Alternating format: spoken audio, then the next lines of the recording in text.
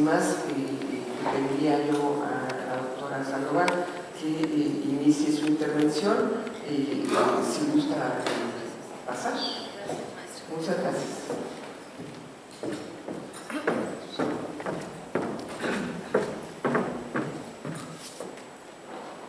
Antes de que comience, Irma, tenemos el tiempo realmente muy cortado, tenemos que terminar a las 12 en punto. Si ustedes quieren hacer alguna pregunta, les pediría que fuesen muy puntuales para tener oportunidad de diálogo con nuestra conferencista, la vayan pensando, apuntando y la hagan llegar para que en su momento podamos tener un momento de reflexión y pues adelante.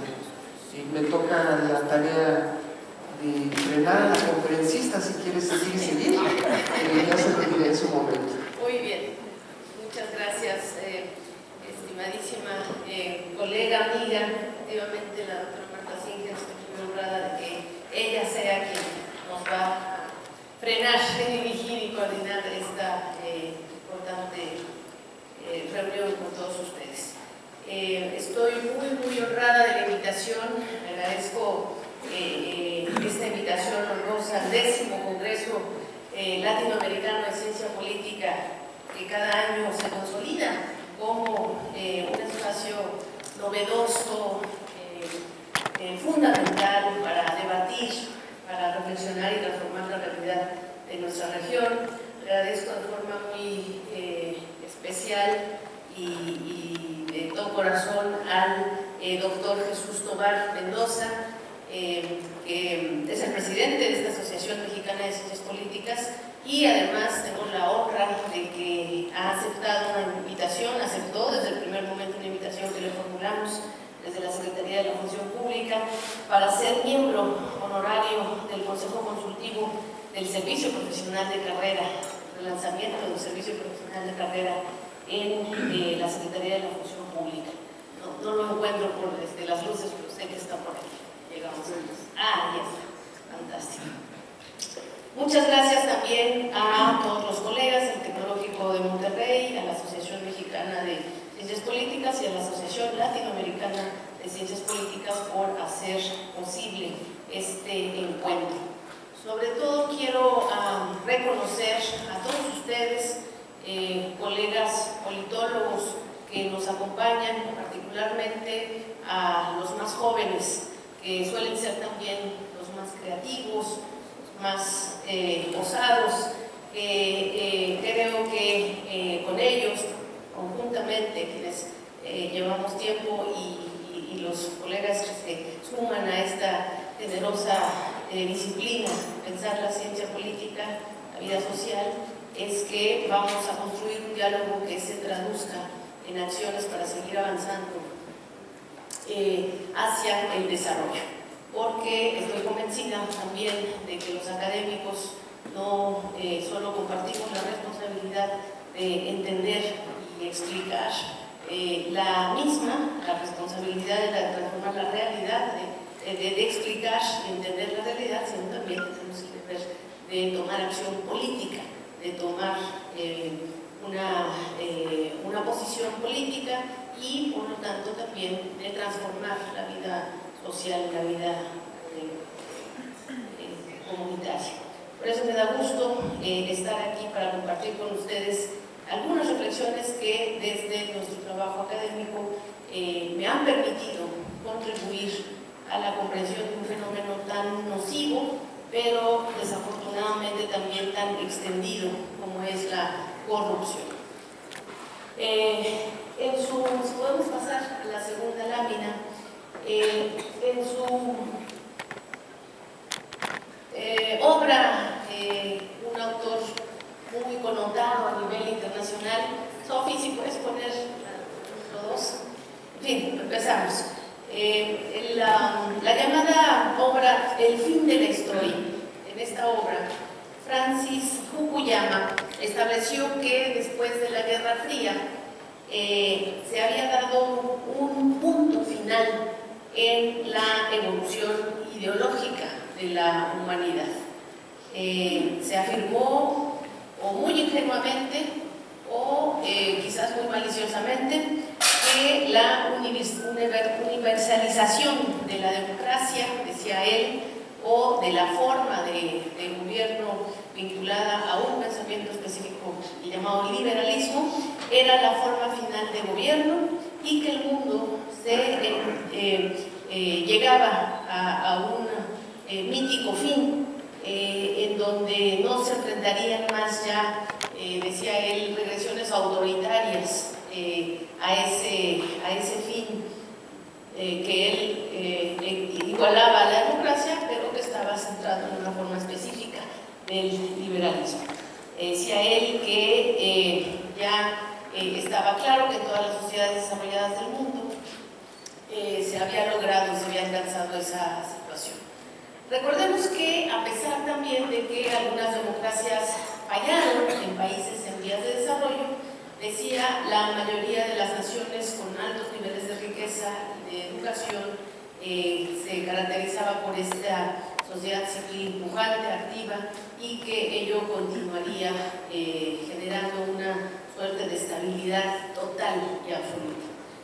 Contrario, evidentemente, a esa profecía, a esa propuesta de Fukuyama, hoy vemos lo que está ahí enfrente. Vemos que la realidad nos enfrenta a cifras, a elementos, a cuestiones donde podemos advertir que la democracia está en crisis. No solo en los países en vías de desarrollo, sino también en las democracias más avanzadas, más prototípicas de los últimos años. Y la democracia, podemos decir también, ha defraudado a la ciudadanía en distintas latitudes del mundo, en particular en aquellas sociedades en donde las mayorías apostaron toda su actividad social por construirla. Desde la perspectiva latinoamericana, de acuerdo con el Latinobarómetro de 2009 y en el periodo que mide 2009 al 18, la satisfacción con la misma, con la democracia, disminuyó de 59% a 48%. Menos de la mitad de la población en nuestra región latinoamericana prefiere la democracia al autoritarismo. En el mundo desarrollado, el escenario tampoco es alentador. En Europa, el voto por partidos antisistémicos se multiplicó de 7% a 20% en los últimos 15 años, mientras que en Australia, Estados Unidos y en Nueva Zelanda, por mencionar tres, se ha replicado esta pérdida o esta merma del sistema democrático tradicionalmente entendido. En Estados Unidos, el apoyo a la democracia es, si bien de 70% entre adultos mayores a 80 años, es decir, que vivieron y construyeron otro esquema político, en los llamados millennials o los menores incluso de 40 años, el apoyo es solo del 29% en el país vecino del norte. Entonces, los jóvenes ya no creen en la democracia y por lo tanto no están dispuestos a apoyarla como lo hacían los llamados baby boomers. En la siguiente lámina vemos también el desencanto ciudadano, que se explica también por razones muy obvias, no es fortuito. En los últimos 30 años y de manera más acelerada en la última década, el mundo se ha vuelto más desigual.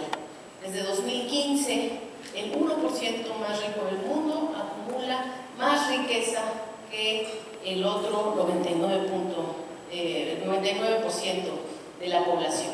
La concentración es insultante, es inmoral y es evidente en el mundo.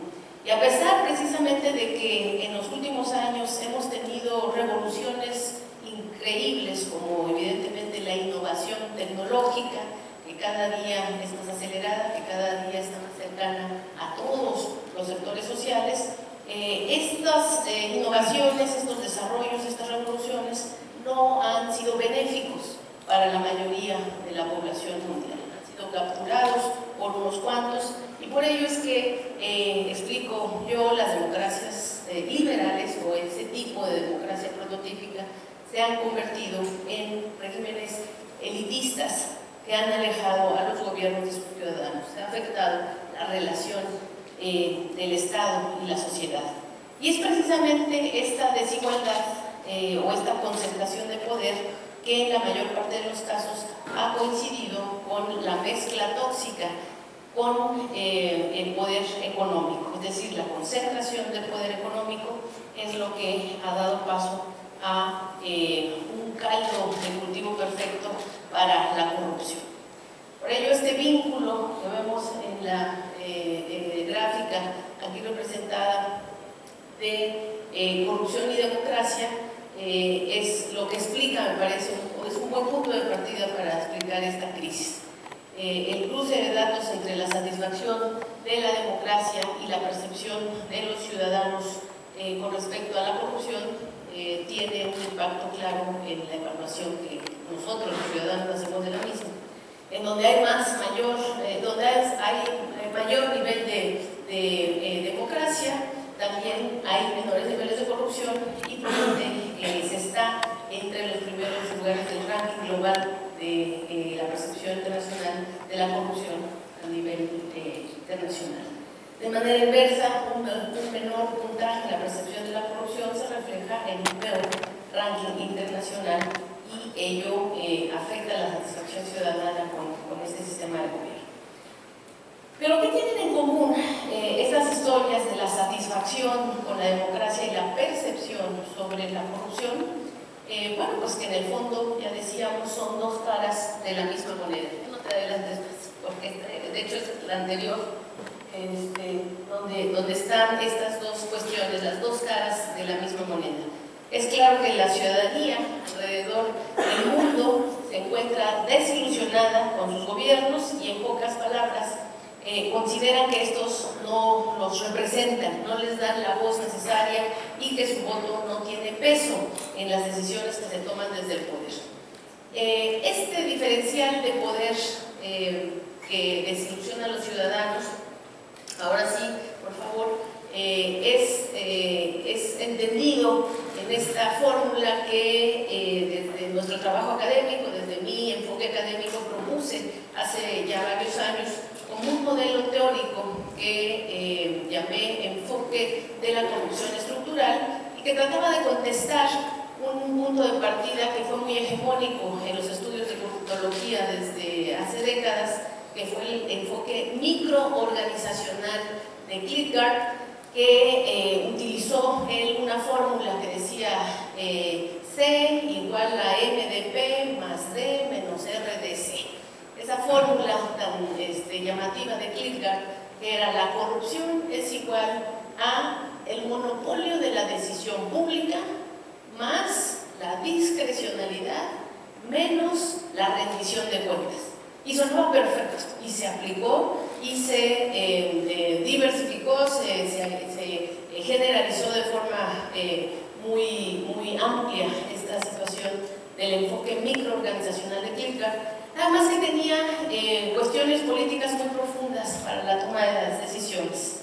¿Quién es, por definición, el que tiene el monopolio de la decisión pública? El Estado, los gobiernos. Entonces, igualar la corrupción al Estado ya es un punto de partida ideológico-político muy marcado, muy pesado.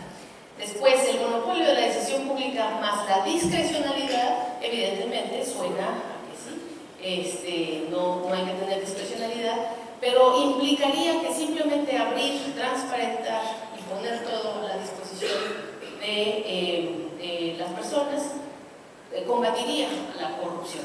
Hemos visto lo contrario.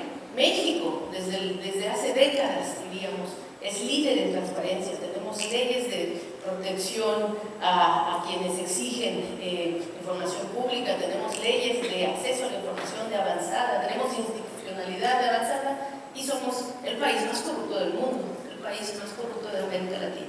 Entonces tampoco era tan válida esta formulación de que la discrecionalidad es la que explica solamente la transparencia, porque entonces se diría que la corrupción, porque entonces se diría que la transparencia de forma automática podría combatir la corrupción. Y después, evidentemente, sí, la rendición de cuentas pues es uno de los conceptos de más empresa que ha logrado institucionalizar políticas públicas inclusive muy adelantadas. Sin embargo, creemos que la rendición de cuentas tiene que estar vinculada a otra cosa adicional, que es verdaderamente la voz ciudadana. Y por eso es que la fórmula o la contrafórmula que desde hace una década o más propuse desde el Laboratorio de Comunicación y Análisis de la Corrupción y la Transparencia, es esta situación del abuso de poder, la corrupción más bien vinculada, la corrupción igualada al abuso de poder, más la impunidad, menos la voz ciudadana. Entonces no es nada más el Estado o el monopolio de la decisión pública más la discrecionalidad, sino más bien sobre todo por la impunidad y la falta de voz ciudadana. La génesis de la corrupción coincide plenamente con estas causas que han favorecido el deterioro de nuestras democracias contemporáneas, es decir, la opresión para la voz ciudadana, la impunidad o el cinismo de que transparentamos nuestra corrupción y eso no afecta la relación Estado-sociedad, y evidentemente el abuso del poder, pero el abuso del poder sea legal, gubernamental, estatal, político, o el abuso del poder fáctico, económico, o de otro tipo. Entonces no se trata nada más de centrarnos en un tema.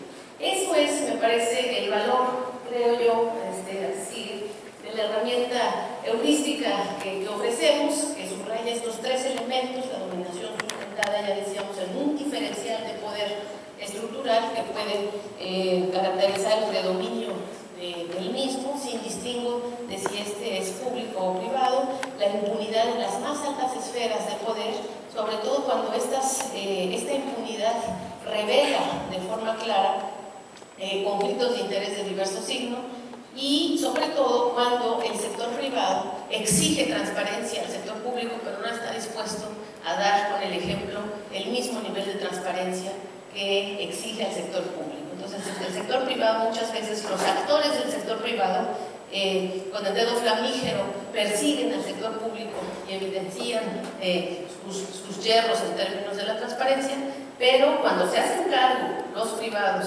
de funciones, de áreas asignadas al sector público, o cuando el sector privado tiene un interés público, no está dispuesto a tener los mismos estándares de transparencia. Y finalmente, pues, quien paga siempre los platos rotos, que es el ciudadano, que es la voz ciudadana, el pueblo, y eso genera un profundo distanciamiento entre la sociedad en su conjunto y sus representantes. Estos tres elementos, a su vez, se reflejan en una cancelación de facto al acceso al poder, a la justicia y a la representación digna de los ciudadanos, lo cual merma directamente pues la democracia y se genera todo lo que vimos al principio en las gráficas: el desencanto ciudadano, el que los jóvenes, por esa claridad con la que viven su presente, están viendo que estos regímenes elitistas y antidemocráticos no los representan, y por ello mismo no están dispuestos a defender ese ideal de democracia que se enseña en las escuelas de ciencia política, por ejemplo. Entonces, en la siguiente lámina vemos precisamente que si realmente queremos rescatar la democracia y todas sus instituciones, tenemos que combatir la corrupción, y sobre todo tenemos que hacerlo en todos los niveles institucionales posibles, aunando, sobre todo poniendo, quienes podemos hacerlo, la voluntad política. En este sentido es fundamental separar la mezcla tóxica entre intereses públicos y privados que han venido desarrollándose a escala cada vez más funesta en las últimas décadas de lo que se ha llamado el neoliberalismo. La nota positiva, me parece, del enfoque de la corrupción estructural es que, si bien reconoce la complejidad de la corrupción, también implica que es posible combatir y acabar con este problema, es decir, que no es un asunto fatal y no es un destino que nadie pueda evitar, sino que es fácilmente inclusive, o digamos claramente posible de combatir, si logramos democratizar el poder, terminar con la impunidad y fomentar la participación ciudadana. Y es precisamente en esta lógica en donde me gustaría ya aterrizar nuestro caso, el caso mexicano, qué estamos haciendo en México y sobre todo porque partimos de esta cuestión de la democratización verdadera, el combate a la impunidad en el acceso a la justicia y el oficio de la voz ciudadana o la participación cívica de forma más clara y profunda. En la siguiente lámina vemos también cómo la corrupción es uno de los problemas de desarrollo más graves en el mundo, particularmente en nuestra patria. Tenemos niveles de corrupción más altos que en el promedio de los países del Medio Oriente, que son países que han padecido en los últimos años terriblemente. Tenemos más corrupción en términos objetivos, es decir, en términos medibles, en los países de Europa del Este, que también padecieron incluso reconfiguraciones estatales increíbles durante las últimas décadas, e incluso tenemos una comparativa que nos deja muy mal parados frente al África subsahariana. La gravedad es que este cáncer trastoca todos los círculos de la vida social y crea un círculo vicioso que impide el desarrollo. ¿Por qué? Porque la corrupción provoca y perpetúa la desigualdad, afecta la calidad y la disponibilidad de los servicios públicos, permite mayores índices de violencia y generación de crimen organizado, reduce el potencial de crecimiento de la economía, sobre todo en perjuicio de las micro y pequeñas empresas, y se estima que por cada punto que subimos en el índice de percepción de la corrupción elaborado por Transparencia Internacional, perdemos un punto en el PIB per cápita. En estos últimos,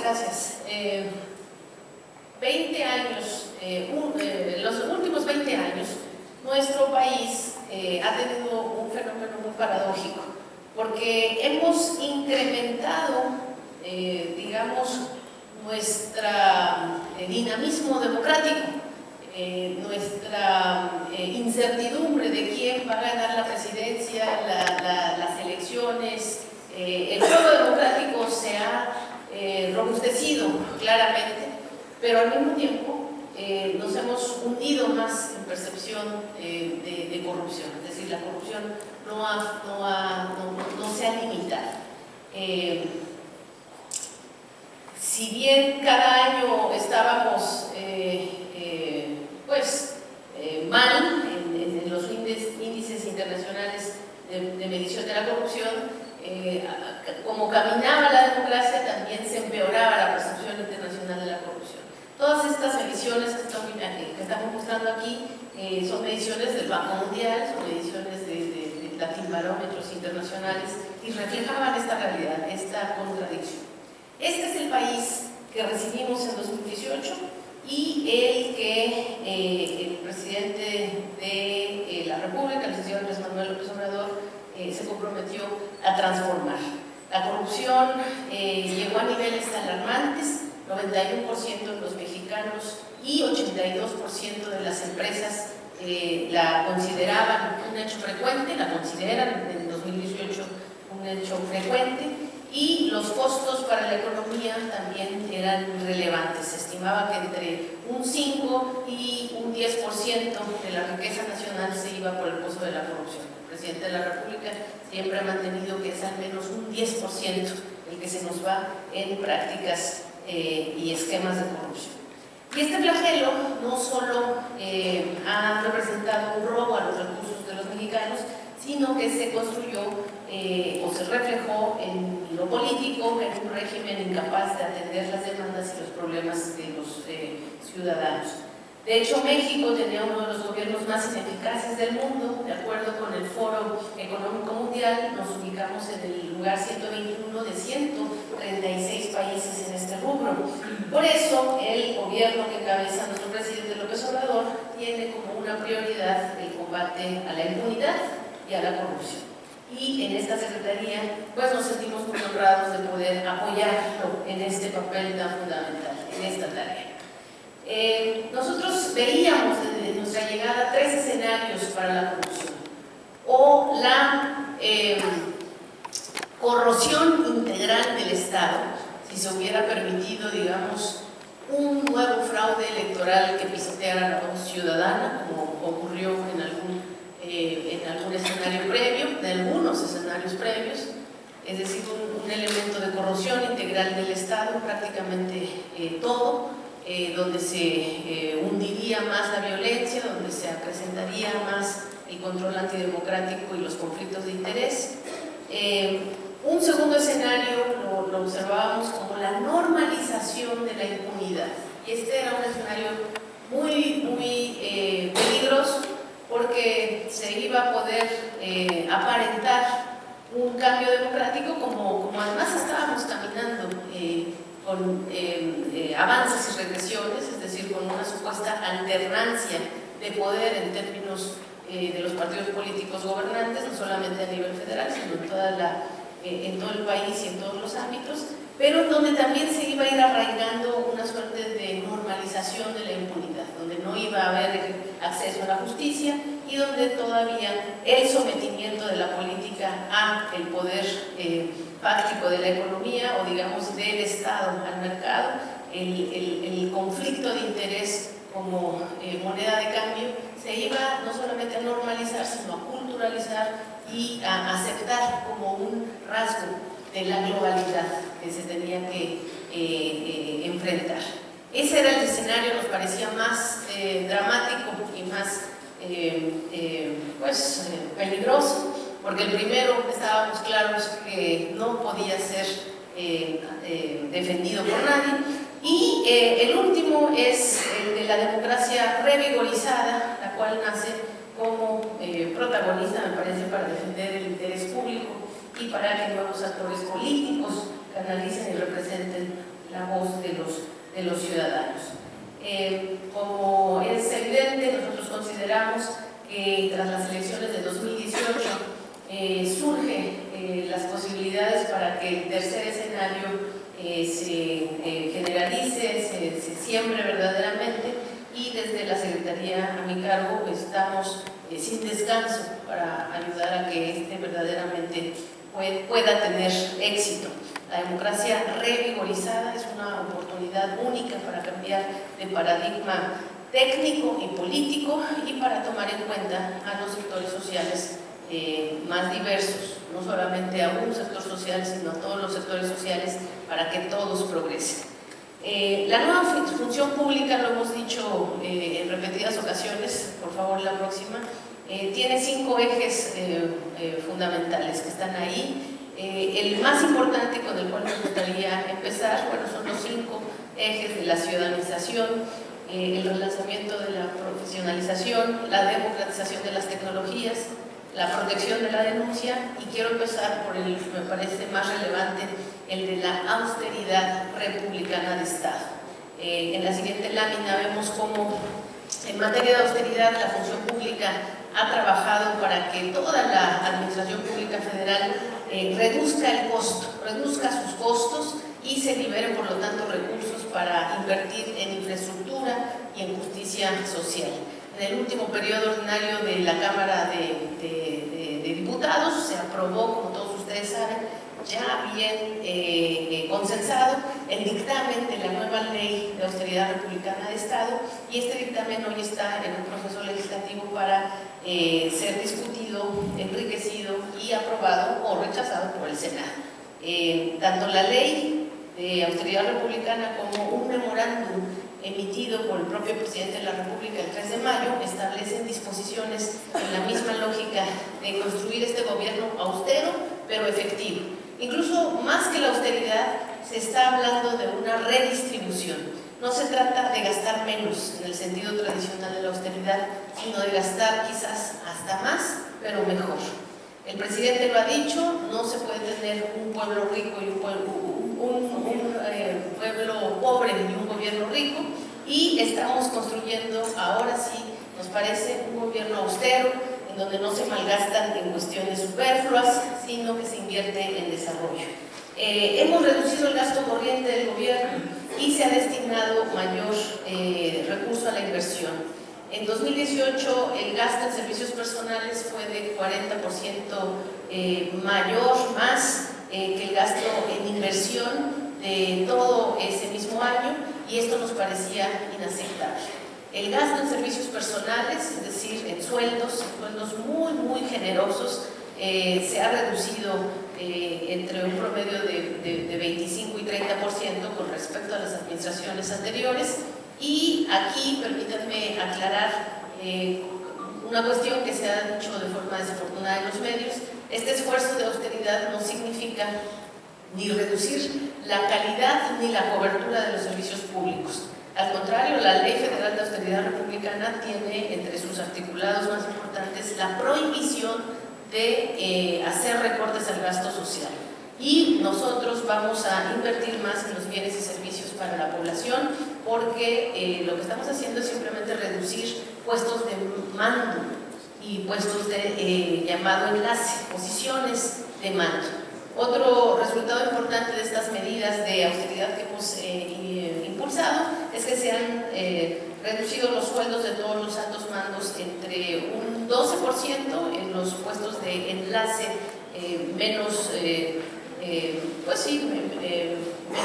caros, y un 47% para las posiciones de mando superiores. La austeridad también ha propuesto dar prioridad a actividades sustantivas y acortar duplicidades.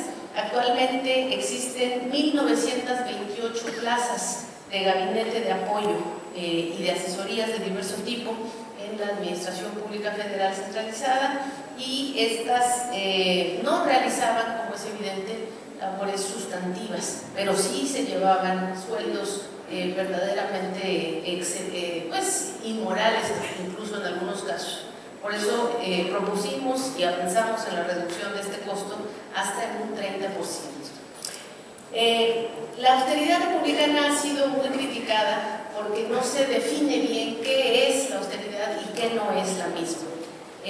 Ha habido muchos mitos e incluso mucha mala intención, como ya les decía. Entonces, por ello es que me gustaría decir que la austeridad republicana no es limitar la provisión de servicios públicos, por supuesto, nada que tenga que ver con la merma a la inversión en educación y mucho menos en salud. La austeridad republicana no es reducir personal médico, ni de enfermería, ni de carácter docente o actividades docentes. La austeridad republicana tampoco ha sido cerrar instituciones académicas o centros de investigación. Tampoco se permite despedir injustificadamente a servidores públicos, mucho menos a los sindicalizados, a los operativos y a los de base, y tampoco auspicia o permite recortes masivos de personal. La austeridad sí se ha concentrado en eliminar duplicidades de funciones, en reducir remuneraciones excesivas.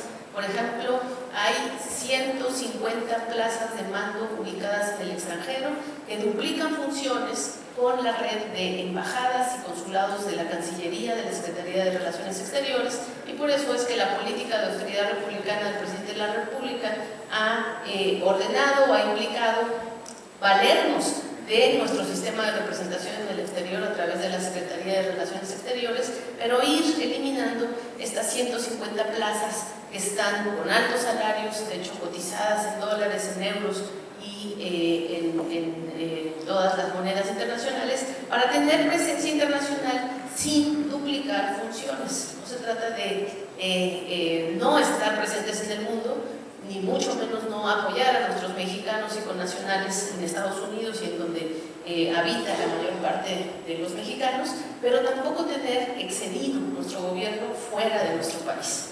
Este dictamen de la Ley de Austeridad Republicana también ha tenido un blanco principal, y ese blanco principal es la limitación de los gastos superfluos, como los viajes internacionales o las comisiones, que tan solo en 2018 representaron un gasto de 1.600 millones de pesos, solamente en viajes internacionales y comisiones para todo tipo de representación internacional.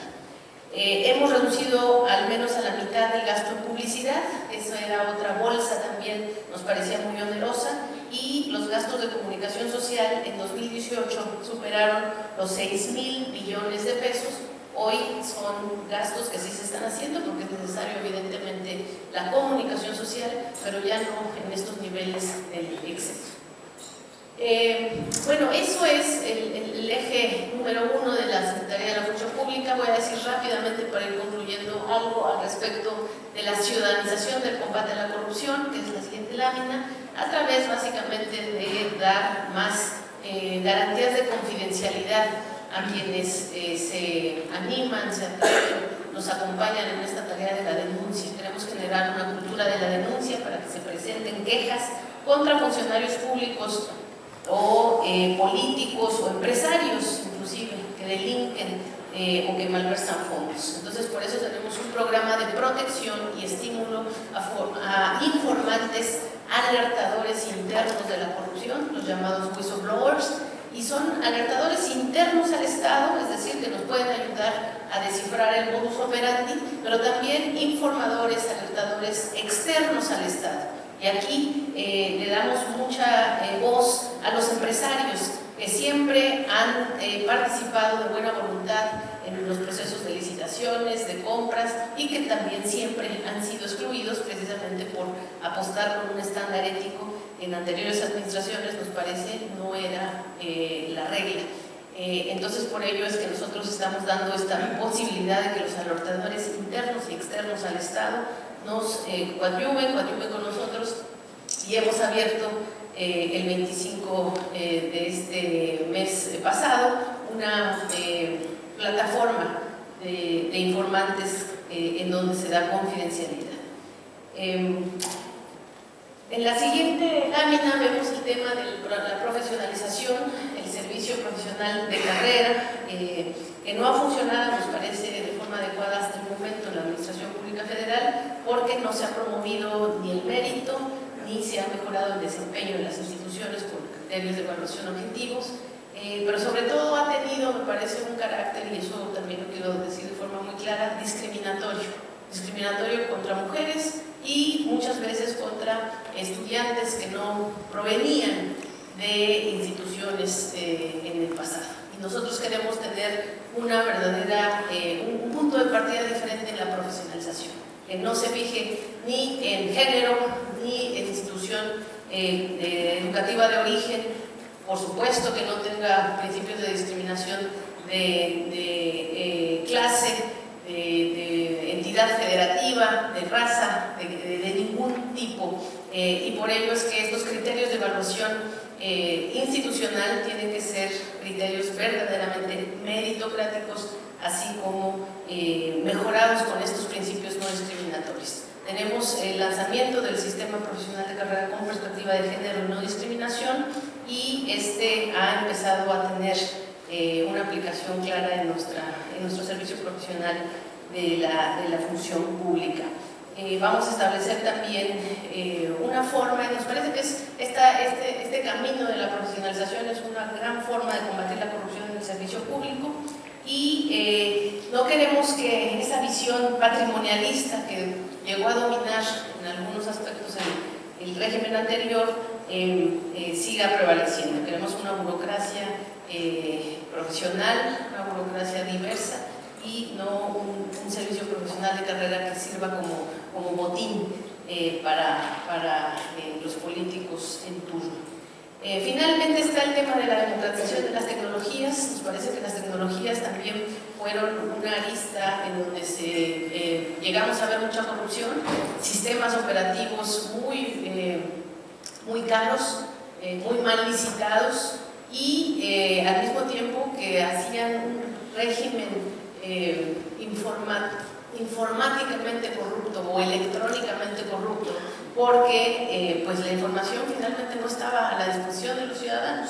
Entonces nosotros hemos estado, pues nos parece, haciendo esfuerzos inéditos, como por ejemplo el lanzamiento de nuestro portal Nómina Transparente, en donde damos a conocer información del salario y de los ingresos de todos los servidores públicos del Estado, de la Administración Pública Federal, exceptuando, eso lo reconozco, quienes por la Ley de Seguridad Nacional tienen reserva en el acceso a esta información.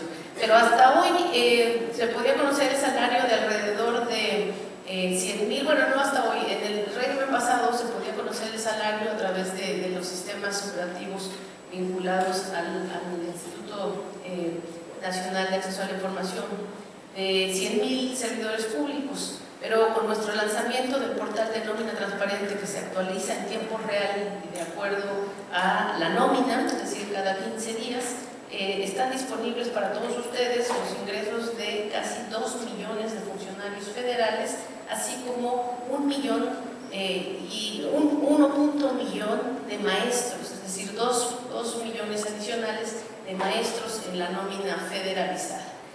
Asimismo, ya estamos trabajando en un portal que dará a conocer todo el tema de los gastos de comunicación social transparente, y uno a uno vamos a ir ofreciendo información de los 25 programas estratégicos de nuestro gobierno, en donde se va a dar a conocer información también en tiempo real. Finalmente, bueno, lo que ya empezamos a explicar, esta protección de la denuncia de los alertadores internos. Creemos que además de la protección de la denuncia está presente el tema de una nueva interacción social, una nueva interacción del Estado con la sociedad. El presidente de la República ha dicho que un ejemplo en su actuar es el presidente Benito Juárez con la austeridad republicana, pero también el presidente Lázaro Cárdenas. Y siempre pone como ejemplo el hecho de que durante el cardenismo se repartieron 18 millones de hectáreas de tierra a 1 millón de familias mexicanas. El reparto agrario de la época dorada del cardenismo, 18 millones de hectáreas de tierra. Y durante los regímenes previos a la llegada de lo que hemos llamado la Cuarta Transformación, en particular durante el sexenio del presidente Calderón, se repartió 26 millones de hectáreas de tierra, es decir, mucho más que lo que repartió el presidente Cárdenas a los campesinos de México, a menos de 100 explotadores mineros y corporaciones mineras en el país. Entonces, esa es la contradicción que la Cuarta Transformación está tratando de combatir. Da ejemplos, también ha dado ejemplos el presidente López Obrador de la austeridad republicana con los 7,000 millones de pesos que costó el avión presidencial, que paradójicamente fue bautizado como José María Morelos y Pavón, un líder de la austeridad, un líder de la entrega social, y que el presidente, ya saben, está vendiendo en el ámbito internacional, y evidentemente eso es el blanco a tratar con estas políticas de la austeridad republicana y el verdadero fortalecimiento de la democracia para combatir la corrupción en esta cuarta transformación. Muchas gracias.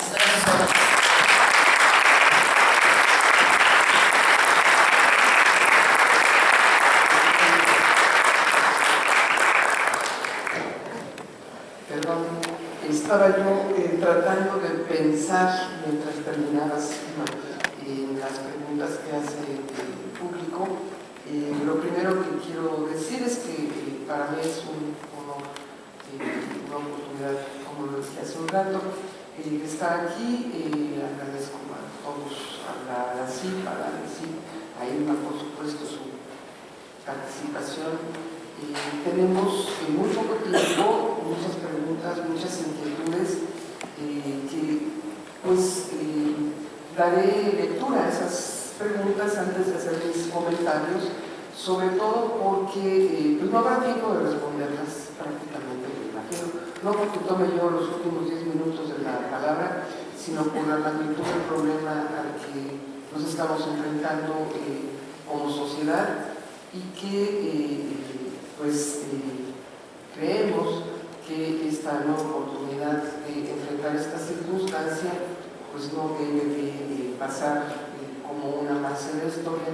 No es la primera vez que en nuestro país se reconoce el tema de la corrupción como un problema severo.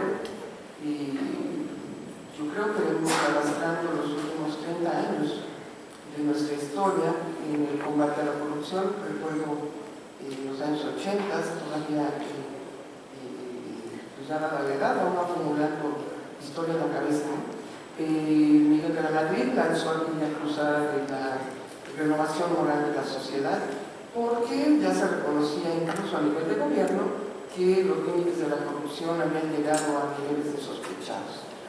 Luego se pensó que la corrupción, y eso es una de las cuestiones que me gustaría luego comentar de la exposición de Irma, tenía mucho que ver con el desnivel del poder adquisitivo de los miembros del gobierno en relación a lo que el sector privado podía disponer.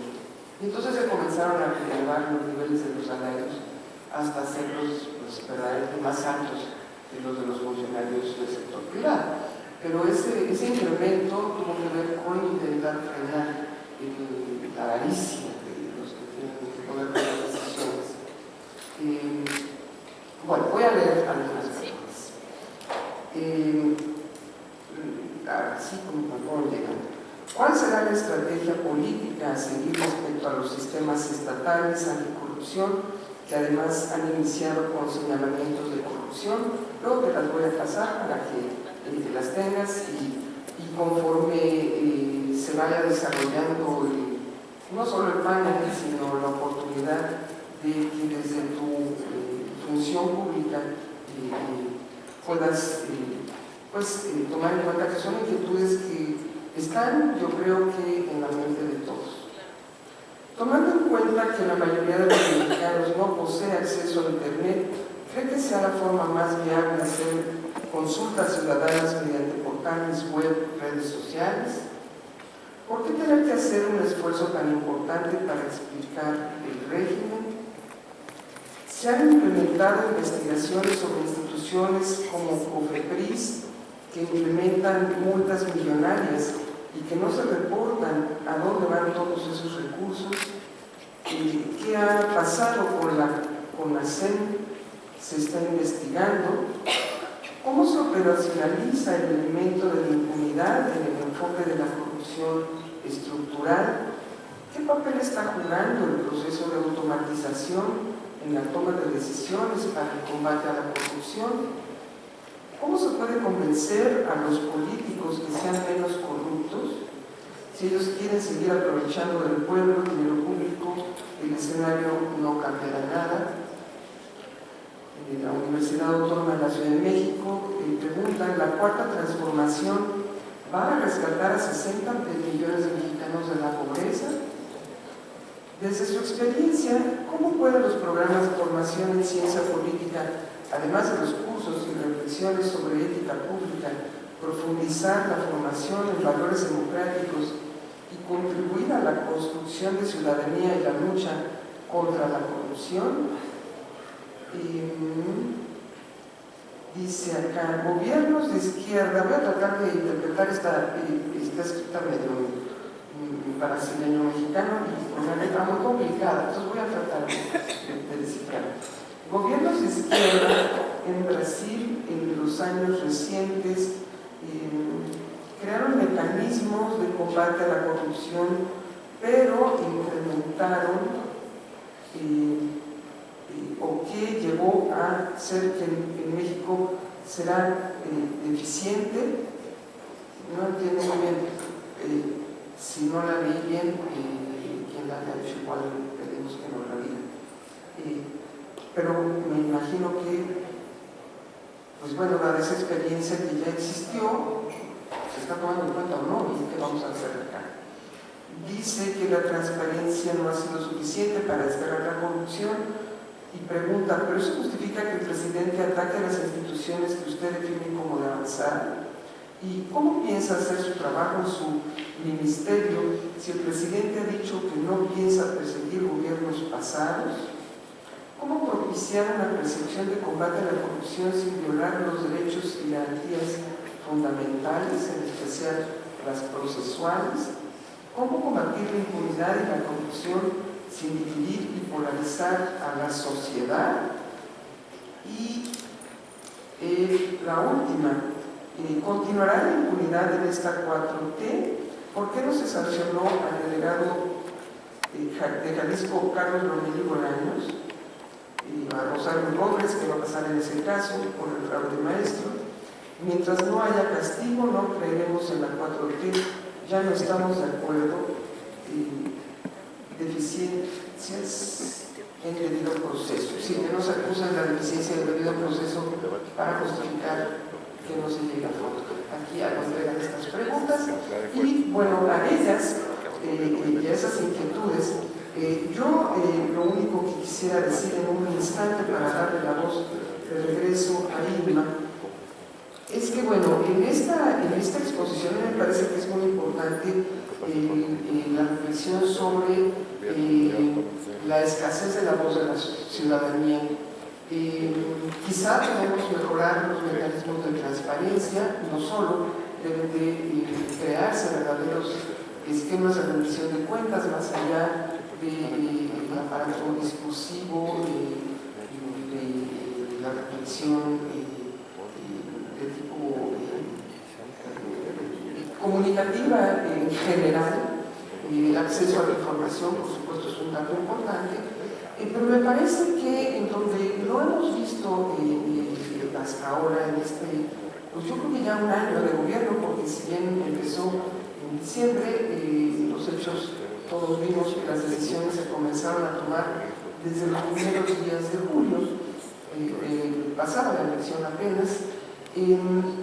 No hemos visto en qué medida el espacio de participación, el espacio donde los ciudadanos podemos tener voz para participar en la toma de decisiones, se pueda ampliar o se esté ampliando. Y no me refiero solamente a los ejercicios del llamado Congreso Abierto, o no me acuerdo bien cómo se llaman los diputados, que están invitando a gente a foros, a conversar, claro, con su carta de invitación,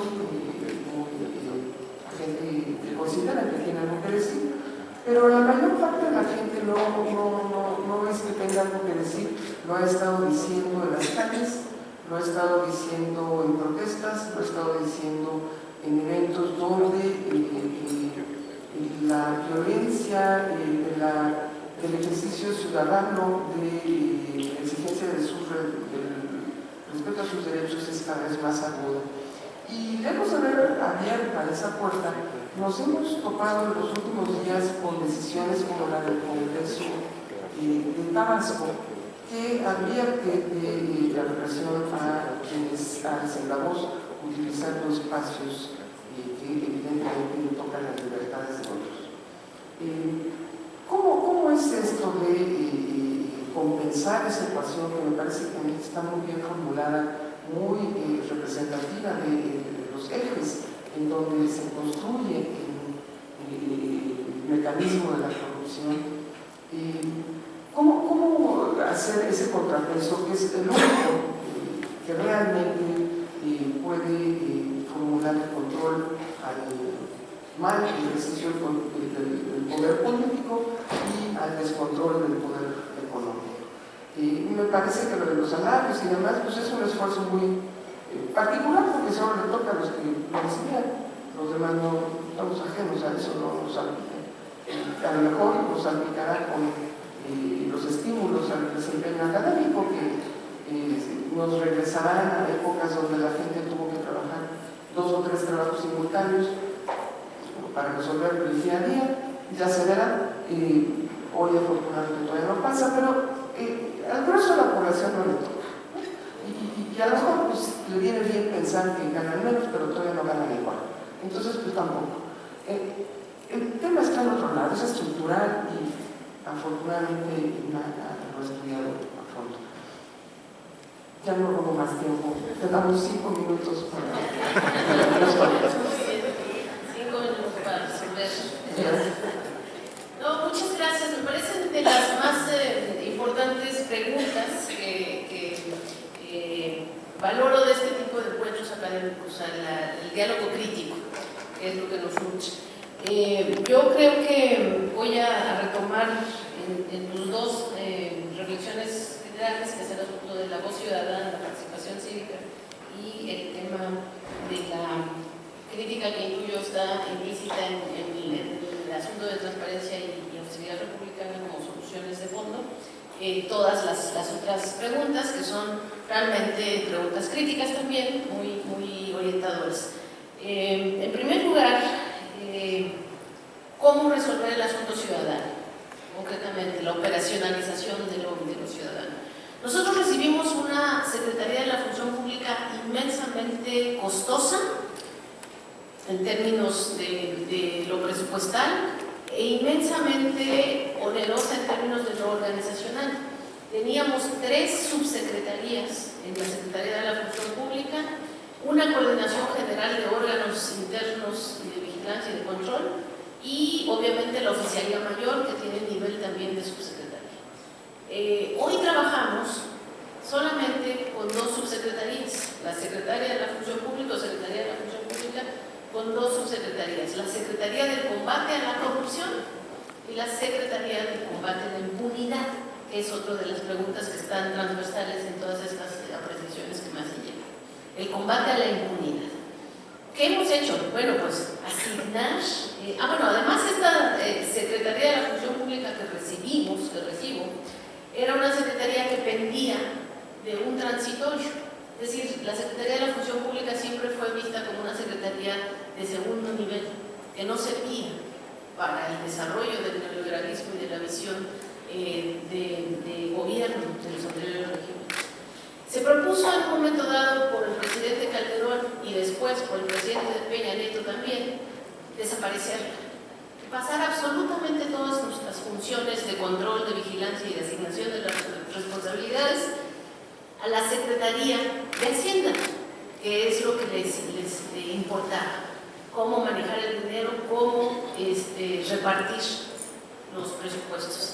Y todas nuestras funciones iban a ser desarrolladas por la Secretaría de Hacienda y Crédito Público. El presidente López Obrador, en su propuesta de transformación a la Ley Orgánica de la Administración Pública Federal, no solamente dice no se desaparece la Secretaría de la Función Pública, sino que se fortalece y se transfieren absolutamente todos y cada uno de los casi 300 órganos internos de control, los OICs llamados, se transfieren organizacional, presupuestal y jerárquicamente a la Secretaría de la Función Pública. Y hoy esta Secretaría de la Función Pública trabaja con este mapeo, con esta estructura impactante que es, digamos, el ADN de la administración pública, las células madres de reacción inmediata de los problemas que hay en toda la administración pública federal. Entonces, repito, estamos trabajando con 2 subsecretarías, sin oficialía mayor, sin toda esta cuestión de carga onerosa en términos presupuestales, pero más fortalecida en términos políticos. Ese fue un punto de partida de un diagnóstico y de una visión del presidente, evidentemente, y de los que lo acompañamos, para realmente tomar el toro por los cuernos del combate a la impunidad, del combate no solo a la corrupción, sino a la impunidad. ¿Qué hicimos? Empezamos a barrer, como dijo él, las escaleras de arriba abajo, y hoy todos ustedes saben, asignamos penas en el ámbito administrativo, que es lo que nos compete, muy grandes, como fue el inhabilitar por 10 años al ex director general de Pemex, inhabilitar también la empresa epítoma de la corrupción global en América Latina en particular, que es Odebrecht, asignar las multas resarcitorias millonarias en el caso de Fertinal, en el caso de agronitrogenados, en el caso también de Pemex, y aplicar la lupa del control patrimonial, es decir, las evoluciones patrimoniales, desde arriba hacia abajo. Y entonces nuestras asignaciones, nuestra vigilancia y nuestras responsabilidades que hemos ido asignando se han concentrado en los más altos niveles de dirección: los directores generales adjuntos, los funcionarios ex subsecretarios, subsecretarios inclusive, secretarios y subsecretarios del anterior régimen y del presente. Había una pregunta que me hablaba del caso del delegado. Está ahí, resignado, o sea, tuvo que renunciar, presentar su... La forma es una cosa, pero el fondo es otra. Y el hecho de que el presidente sale cada día a su interacción social, porque más que una conferencia de prensa es una interacción social cotidiana que no creo que vaya a cesar. Y nos dio la instrucción de ir a fondo con este tema. Y también es del dominio público, todo el mundo lo sabe, que en esta secretaría su servidora instruyó no solo una, sino 7 vetas de investigación para llegar a fondo. Y no quiero dar más porque es evidentemente irresponsable dar detalles, pero las investigaciones van. Si yo dijera que no van, pues acepto la crítica a este caso de un aliado ideológico y político del presidente. El presidente sí fue muy claro con todos y lo ha dicho también de forma pública: yo no tengo esposa, dijo el presidente, yo no tengo hijos y yo no tengo amigos, tengo un compromiso. Y es clarísimo. Está el asunto de su ex secretario de Hacienda, está el tema de su director general del IMSS. Él no duda, él tiene una visión, un compromiso, una directriz.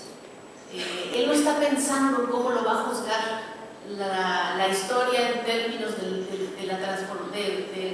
régimen pasado. Él no está pensando cómo lo va a juzgar el FMI, el Banco Mundial. Incluso se ha parado frente a la sociedad a decir: todas estas instituciones financieras internacionales que apostaron por acumular y no por desarrollar, no me importa su opinión. Y yo no me quito de la cabeza, dice el presidente de la República, que vamos a crecer y además a desarrollarnos. Es más, no quiero, dice López Obrador, el presidente, en las reuniones de gabinete que tenemos, nos dice: yo no estoy apostando por el crecimiento, ojo, yo no quiero crecer, pero además quiero desarrollar. Y el desarrollo, es decir, la visión desarrolladora, desarrollista, implica una visión política diferente. Y las instituciones financieras tradicionales apostaron por el crecimiento, por el goteo, por repartir lo que nos sobrara a los pobres. O sea, yo no quiero más eso. Y no sale de esta visión, repito, de combate a la injusticia, porque lo que está de fondo en una visión que se pone un antes y un después respecto del régimen conocido como neoliberal, o el sistema neoliberal, es un punto de partida con la injusticia. Y ahí se vincula el tema de la impunidad. Ahí se vincula también el tema de que ahora sí, nosotros en la Secretaría de la Función Pública y nuestro ámbito sancionador administrativo o del derecho administrativo sancionador, estamos actuando y sin descanso. Salen las resoluciones diariamente y por una cantidad de concentración de recursos millonarios. Tenemos también la facultad, la atribución de estar controlando y vigilando los recursos federales en todas las entidades federativas, no solamente, digamos, en el gobierno central, sino también los recursos que damos en coparticipación con los gobernadores y los recursos que transferimos por los ramos específicos a las entidades federativas. Y no hemos tampoco descansado ahí. Hemos hecho visitas, hemos estado trabajando en superar y en controlar estas observaciones, en ir trabajando con cada uno de los gobernadores. Yo personalmente he tenido reuniones con alrededor de 20 gobernadores de los estados, de las entidades federativas, para trabajar, y hemos dado vista penal cuando corresponde a altos funcionarios de entidades federativas. No hay descanso en esta secretaría, con menos gente. Y los salarios sí, tampoco es un asunto de que los ciudadanos sientan, me parece que no les afecta, porque les retribuye de forma increíble a ellos mismos. Quizás los que no somos evidentemente receptores de los de los cientos de programas sociales, pero en particular los 25 programas estratégicos del presidente, no lo vemos cotidianamente. Pero por eso es que el presidente de la República viaja por tierra, y cotidianamente a ver el sentir de los ciudadanos. Y todos están contentos de que ahora sí, con el Banco del Bienestar, con tarjetas, él está apostando, por cierto, por no utilizar ya más efectivos, sino tarjetas, se está entregando los recursos a los estudiantes, a los adultos mayores, a los maestros. Y esta situación es pues cotidianamente recibida en la percepción de parte del presidente. Y finalmente, el tema que me decías de la voz ciudadana me parece lo más importante, porque lo que hice yo en esta reestructuración de la Secretaría de la Función Pública fue plantearme dos subsecretarías, la Subsecretaría de Combate a la Corrupción, la Subsecretaría de Combate a la Impunidad, la coordinación normal de todos los órganos de vigilancia y control, que son los OICs, y una nueva coordinación que está naciendo y que tiene tres áreas centrales: la Coordinación General de Ciudadanización del Combate a la Corrupción, que tiene tres áreas centrales. De ahí surgen los proyectos de protección y estímulo a los informantes a los internos, por ejemplo. La primera coordinación tiene que ver con los ciudadanos de a pie, los ciudadanos que quieren participar a través de denuncias, a través de la confidencialidad, a través de dar información que no les afecte en términos lo primero que perdió un ciudadano que daba información era su empleo. Entonces tenemos protecciones laborales muy claras en la Ley Federal del Trabajo que eran letra muerta y que hoy se están respetando, pues, en el convenio de colaboración con la Secretaría de Trabajo, la licenciada alcalde. Tenemos también signados convenios de colaboración con la Unidad de Inteligencia Financiera, convenios de colaboración con la directora aquí de Monterrey, por cierto, ella, Margarita Ríos Fajar, que es la jefa del Servicio de Administración Tributaria. Es decir, instrumentos legales y normativos que nunca se pensaron en el pasado. Te digo, si lo que estaban pensando era destruir esta secretaría y trasladarle toda su operación a quien maneja el dinero, y que hoy sí estamos renovando convenios de colaboración normativos para darle protección a los informantes. El segundo eje de acción de la coordinación de ciudadanización de la Secretaría de la Función Pública es nuestro enlace con los ciudadanos empresarios. Entonces tenemos un vínculo con empresarios que nos dan información de quiénes son en las compras, en las invitaciones restringidas, quienes se están sacando la renta para la corrupción de las compras públicas de la asignación. Y de ahí ha surgido mucha información que incluso el presidente de la República ha utilizado en sus conferencias matutinas. Información que los empresarios mismos están dando a conocer. Los empresarios fueron víctimas de la corrupción, los verdaderos empresarios, el gran grueso de los empresarios en este país. Pues no solo los ciudadanos fueron víctimas de la corrupción, sino también los empresarios. Y finalmente, este tema de que no apostamos por la sociedad civil es otro gran mito, porque nuestra tercera coordinación nuestro tercer eje de acción de esta coordinación de ciudadanización han sido las ACES, los organismos, las agrupaciones cívicas que combaten la corrupción o que quieren tener una militancia más activa en la rendición de cuentas, en la participación ciudadana, de grupos cívicos, de mujeres, de jóvenes que están unidos ya desde hace tiempo trabajando. Entonces, los ciudadanos en su individualidad, digamos, los héroes alertadores de la corrupción es el primer eje. Los empresarios, en términos del debate que se debe tener también con quienes quieren un verdadero desarrollo para el país, y finalmente también el ámbito colectivo, de acción colectiva y de lo cívico. Con esos tres ejes es como vamos a empujar algunas soluciones que ya están dando muy buenos resultados. Pero les agradezco mucho la visión crítica y el punto de vista de todos ustedes, y lo podemos seguir abordando si me siguen invitando a estos eventos tan importantes. Muchas gracias.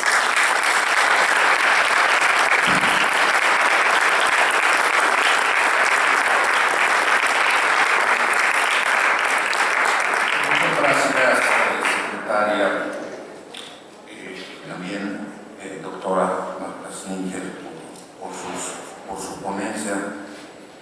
Pues esta es la última de nuestras conferencias magistrales hemos